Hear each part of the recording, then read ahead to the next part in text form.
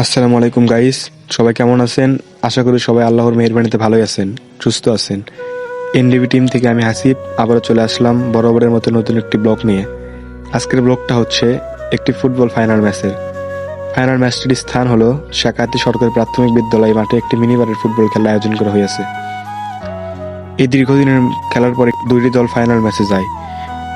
সেই ম্যাচটিতে ফাইনাল যে দুটি দল অংশগ্রহণ করেছে, একটা হচ্ছে নবদুর্গা ফ্রিডম স্পোর্টিং ক্লাব এবং শাকাহাতী ফুটবল একাদশ। এই দুটি দল মিলেই আজকের ফাইনাল টুর্নামেন্ট। তার ভিতর থেকে আমাদের টিমটা হচ্ছে নবদুর্গা ফ্রিডম স্পোর্টিং ক্লাব।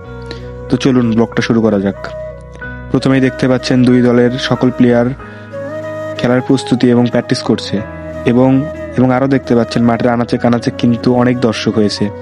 আসলে ফুটবল খেলাটা এমন, ফুটবল খেলাতে অনেক দর্শক হয়, কারণ এটি জাতীয় খেলা এবং তাই এই খেলাটা সবার পছন্দের শীর্ষে থাকে। তো চলুন আগে আপনাদের দুই দলের ফুটবল প্লেয়ারের সাথে পরিচয় করে দেই।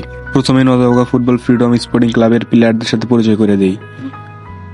জিকে শহীদুল ভাই, সৈকত চাচা, নাহাত, মিজু, শান্ত, আকাশ ভাই, রায়ান ভাই, রুমান, শাকিল এবং ক্যামেরার পিছনে আমি হাসিব, যদিও আমি ফুটবল খেলতে পারি না।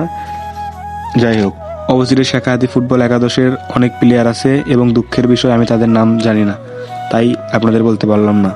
খেলার পূর্বে মাঠের সকল নিয়ম কানুন বুঝিয়ে দেওয়া হচ্ছে। তো নিয়ম কানুন বোঝানো প্রায় শেষ, এখন ম্যাচটি শুরু করার পালা।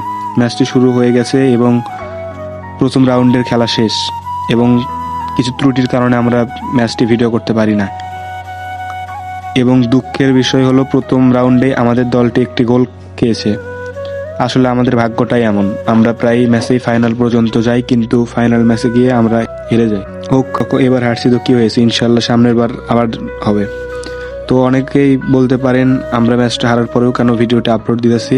তো কথা হচ্ছে খেলার হার জিত আর থাকেই, একটি দল হারবে একটি দল জিতবে, এমনই।